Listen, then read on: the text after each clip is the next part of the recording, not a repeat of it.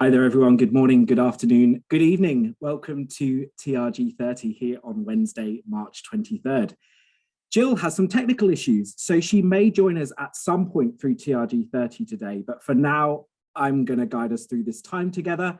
You'll bear with me as I step through this content that Jill has prepared for today. But we will share this roundtable group together and have a lovely time over the next 30 minutes, I'm sure. As always, you can use the chat function to communicate directly with me and to each other. Remember to select everyone in that chat box and also submit your questions with the Q&A button at the bottom of the screen. I will hopefully get some time to take those at the bottom of the hour today. And the chat function will be important as I'm going to ask you a couple of questions as we step through this time together and talk more about bold change for resilience, another TRG 30 when we talk about your personal development and continue to offer you insights and provocations for the resilience of our sector and you and your organizations. And today is really about you. We're taking stock and reflecting on the value that we may have gained from being uncomfortable for the past, 2 years now. In fact, this episode is our 2-year anniversary of TRG 30. So Jill and I have taken some time to certainly take stock and talk about the journey that we've been on in this 2 years with you. And thank you to those that have followed us on this journey together. Now, I know we're not used to thinking about the pandemic in these terms, thinking about the value that we may have got from this time. And I'm certainly not suggesting that COVID has been a good thing for us or the sector. But as we're starting to see recovery, I think now's the time to acknowledge that there have been some consequences from this global event that perhaps you will be able to turn into positives for you and your organization. And I'd love to hear your thoughts and reflections as we step through this time together. To queue up for your listening, there's 3 key things to listen out for. What do growth patterns look like when you are in the middle of development? What does personal growth look like in the middle of that time? This is key to help us understand this discomfort of learning and being encouraged to pursue learning opportunities that can often cause us some significant stress as well as discomfort. Alan's sitting on that open safety pin to get in the spirit of today. Also listen out for what makes an experience uncomfortable for us and why it's crucial post-pandemic that we continue to seek out that discomfort. And finally, what's your own learning orientation? We're going to talk a little bit about that today. We'll take 2 different ones that can help inform you about the types of learning experiences that may be particularly valuable to you. But first of all, the timing of this topic, as I say, 2 years of TRG 30 and the recovery question mark that we're seeing from our ticket sales and from our COVID sector benchmark. There is a recent insight report that you may have seen that we've released into the world on trgarts.com that has given us some very encouraging news that may be a signal or turning point in the pandemic saga. For the first time since the start of the pandemic, single tickets in North America eclipsed more ticket revenue than its pre-pandemic counterpart, February 2020. So the data you're seeing here, those blue lines are 1920 and the purple lines are 2122. And look at that February 21-22 bar against 1920. February 2020 was the last month before pandemic impacts were widely felt, and we now see ticket sales recovery. And the story is the same in the UK. This was actually first achieved a little earlier in November 2021. And actually the positive trend reversed a bit in December, particularly as we were navigating through another winter of the pandemic. But February represents a second consecutive month of higher ticket sales than our pre-COVID counterpart months, and by an even higher margin than in North America. Now, it's still too early to say over the course, but whether this will continue, but we consider this to be a real significant milestone of recovery and makes now a really appropriate time to reflect on what we've learned in these uncomfortable years. So let's talk about that discomfort as we're becoming more optimistic about the continued recovery of the near future. I'd like you to take a moment to look back on the journey that you've had over the last 2 years. And think about, there are many, I'm sure, but I wonder if you can point to one specific challenge over the last 2 years that brought you the most discomfort as a professional in this industry. The single challenge that brought you the most discomfort. As you think about it, I'd like to share an example that I had as I was reflecting on this content today. One of the key moments for me was at the very beginning of the pandemic, April 2020, March 2020, right? When we were in the midst, those very early days of the pandemic. And the clients that I speak to on a regular basis needed reassurance and to understand what was happening and what to do. And we started TRG 30 for this very reason, to give you regular, at that time, weekly updates on what we were seeing and hearing in the pandemic. And yet I didn't have all the answers. And I think actually for a period of time, I felt really ineffective. It was exhausting. There were more questions than answers. And so it put me right out of my comfort zone. So I wonder if you have a similar example that you would share in chat, ideally to everyone. I know it's a very personal thing, but I'd love to see some of your examples in chat. A challenge that brought you the most discomfort through the pandemic. And I'm just going to pause for 30 seconds, 60 seconds, and give you a chance to input some of your reflections from the last 2 years.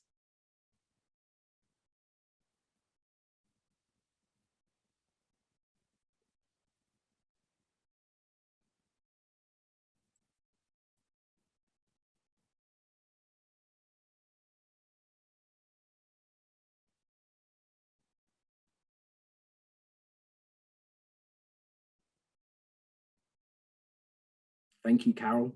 Press the enter button first. The discomfort of thinking about the future and artists thinking about the past.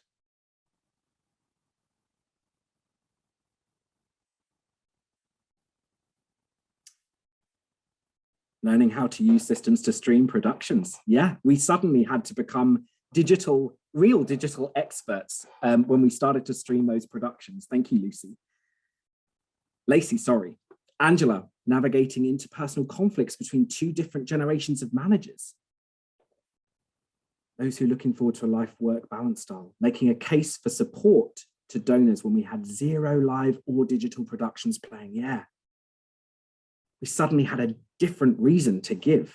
Thank you, Scott and Doug.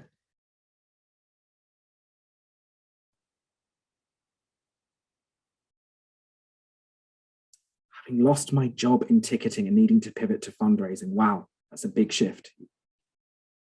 Amanda, you're here to tell the tale.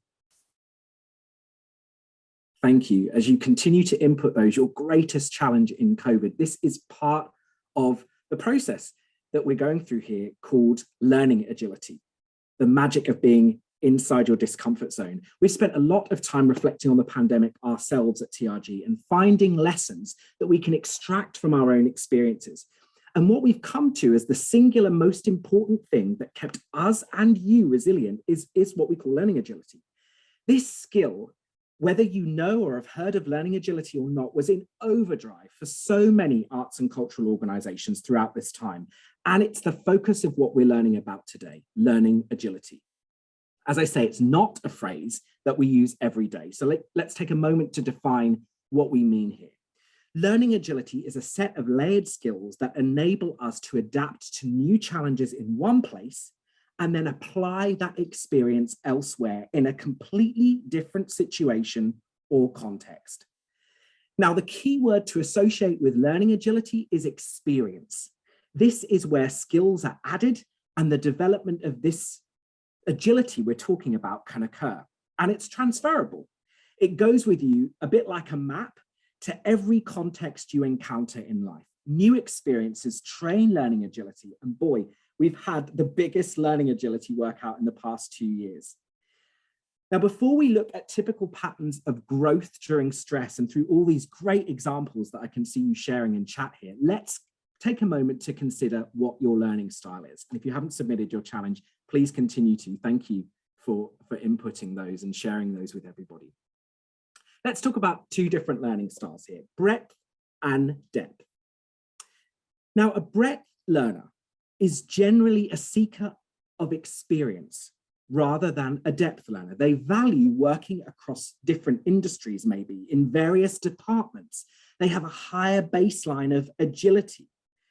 They can tend to get bored more easily and can be difficult to keep in your organization long term, but they learn quickly and can adapt to new challenges using their previous experiences. Now, a depth learner also brings massive value to an organization by being an expert in one or few specific areas. Their career focus is a mastery of their field, and they enjoy being the go-to authority on a specific given subject. These learners excel in their functional roles, but may find learning agility actually coming less natural to them and feel the discomfort of new challenges more. Now, we can be on all sorts of a scale in terms of learning styles, but typically there are folks that prefer this breadth type approach, seeking actively new experiences, or someone that likes to learn in depth of a specific skill or subject. Now, your organization is only as resilient as the pool of shared experience within it and what we allow them to be. You will want both types of learners on your teams. And at TRG, we certainly benefited from both during the pandemic. We have expert data analysts who would chart in detail the COVID-19 developments and impacts and had the skills to chart it visually and share the knowledge more easily with others and you. And we also have breadth learners who could take that data and draw conclusions and lead teams drawing from their past experiences as a consultant, for example.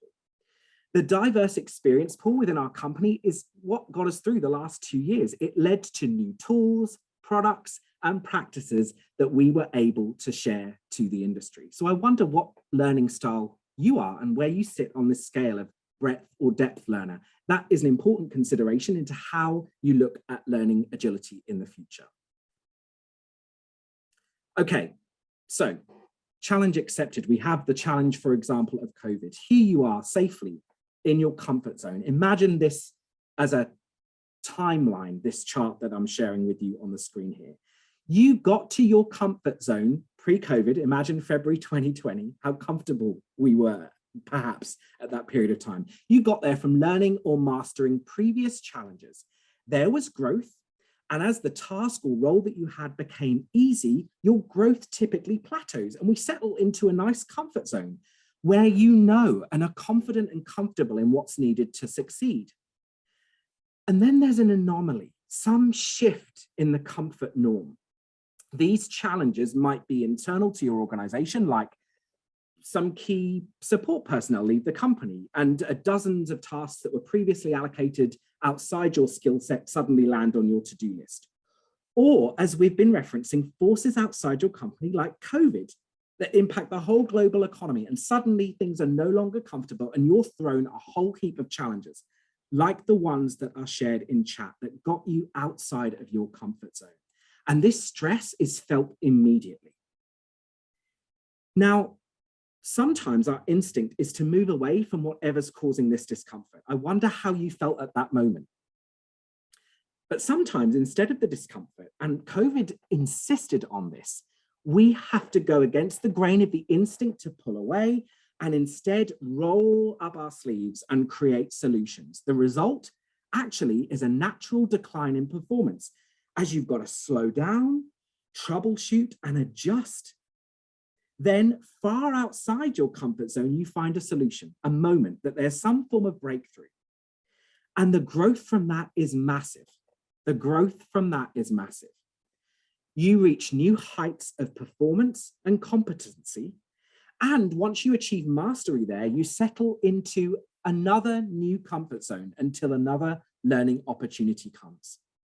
Now, you've shared one, the big moment that you had through COVID, but I'm sure as you went through the last 2 years, you can immediately think of several additional moments where, boom, here's the next challenge that comes along. Oh, this feels deeply, deeply uncomfortable, but COVID, there's no choice, here we go, here we go. And then we got more comfortable with it. And the learning opportunity, the growth that comes out of that is significant. So I would argue that we were forced into many of these situations, COVID insisted on these experiences and thus the impact of the learning afterwards. But what if in pre-COVID times or a challenge came along during COVID that you avoided? What's the result of that? Now, wherever our progress has been to this point, there's always going to be a new challenge. So we're back to that plateau in our comfort zone. Here's the challenge. And let's say we decide to pass it up, not step up, and we run from it. We avoid it. We move around that challenge. Not only do we miss the potential of the growth that comes from that learning experience, but often we have a lower baseline of overall performance afterwards because we've chosen to remain in our comfort zone rather than maximize or continue our development. And I wonder, as you think about the experiences that you've shared and the comfort or discomfort that you've now got from that learning experience, where you sit on this scale. Where you sit on this scale. Can you look back now and see the growth opportunity that you had from leaning into that experience that you shared? Let's talk a little bit more about what's happening in those uncomfortable dips. Usually it's a scenario that causes us to doubt ourselves. It forces us to pause, to think, perhaps even to stop being productive for a moment to learn. It can mean we get behind on our other responsibilities. Maybe we feel exposed to the judgments of others because it turns out that we aren't masters of everything. It sometimes means we're risking failing at something. Failing. During COVID, it meant that the processes we had been succeeding with were no longer going to be viable. The discomfort from that was made even worse by constantly changing regulations, informations, and that word variance. The truth is, the learning that we do when we're in the hot seat and under pressure are the experiences that we can use to grow into agile, resilient learners. And I want you to feel encouraged that the stress and dipping in performance that you experience during learning is completely normal and a positive sign of the coming growth that you're going to experience on the other side. And understanding your learning orientation, that breadth or depth, will help you become more comfortable being uncomfortable. The big question here is, can you get comfortable with discomfort? And that is quite a feeling when we're that uncomfortable. I remember it, even sharing that experience. I've got flashbacks from that time and how it felt. Now, many of you are leaders, and let's talk about the leader's role in learning agility here. The single biggest roadblock to someone's willingness to accept challenges may be the culture of your organization. Now, it's not news, I think, to any of us that hard things produce growth, but it's worth taking a second to acknowledge that we do all have challenges that we avoid, both in our professional and personal lives.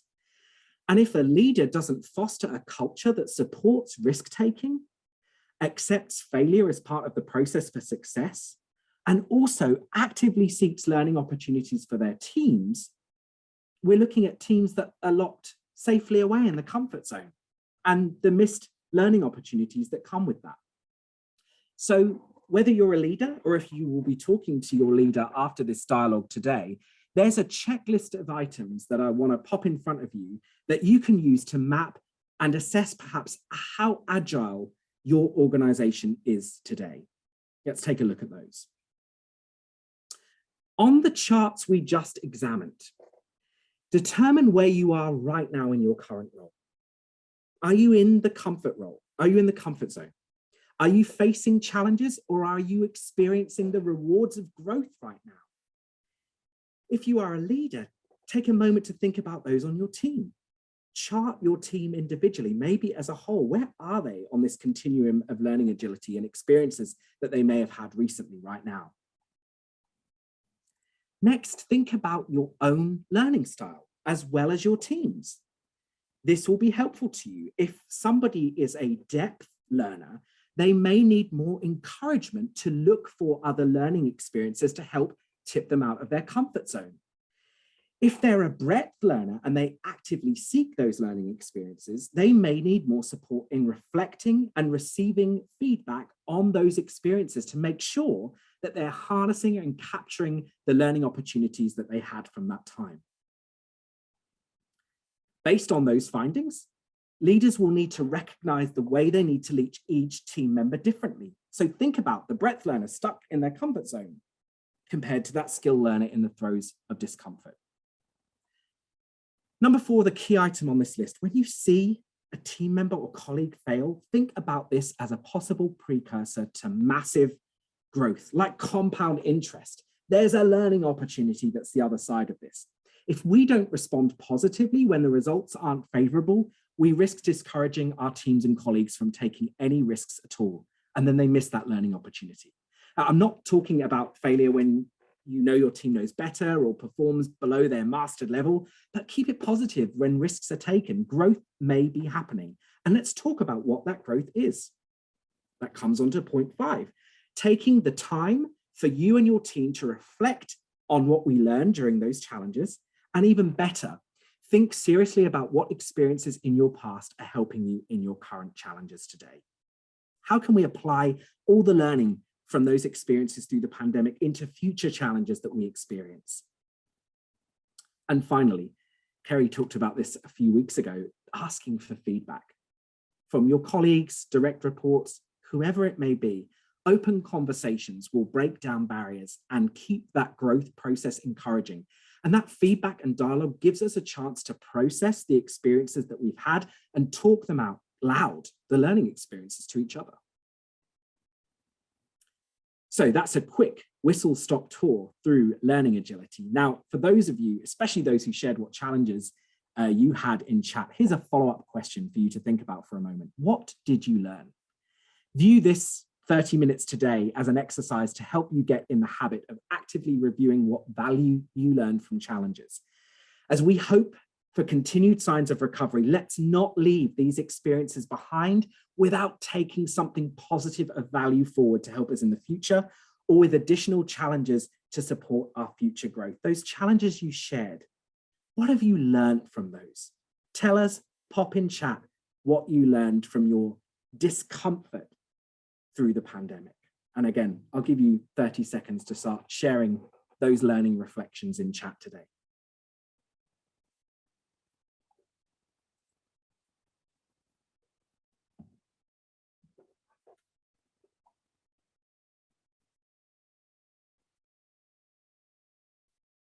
As you think about those, I'll reflect on mine that I shared at the top of today. And it sounds obvious now looking back, but the value of being still and stopping and slowing down and going back to the data. Data for me is always the place that I can turn to when I don't have the answers to questions. And even through the midst of the pandemic and that discomfort of not having the answers, there's data, and I should always go back to data. That's my learning reflection from my experience.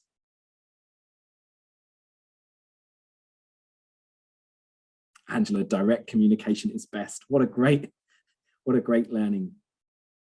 Lacey, thank you. I learned I'm safe and supported to be a problem solver, even when it meant delaying learning the position I was hired to do. Yeah, you're safe and supported. That's great. And I love that. Your experience completely aligned with the first challenge. It's so painful to face the challenges, but we're infinitely better off for having done so. Yeah, Doug. Donors who love your organization, remember your product and support in the spirit of seeing it return in the future. Please continue to share your learnings from your experience. And if you have questions in this last 5 minutes, please feel free to submit those with the Q&A button. Today is a really good example of taking a moment to reflect on those particular challenges that you've had in the past. Take those learnings and think about how you can apply them in the future. And I hope through this time, I've given you a bit of an insight into how we can take some of the terribleness from the last 2 years and flip it into a positive for our future career trajectories together. As you think about any questions that you might have, there's a few events, additional webinars coming up that I'd love to just share with you. Our wonderful colleague, Eric Nelson, is presenting a deeper dive around new loyalty on-ramps, the new loyalty highway in a post-pandemic world. You'll want to join that on March 30th. The next TRG 30 will be around strengths-focused leadership, so digging in more into your personal development. And if you're interested in learning more and digging in deeper on learning agility, we have a Talent Lab session dedicated to this, an extended session on April the 7th. You can find out more about that at trgarts.com. I will share you a couple of links in chat.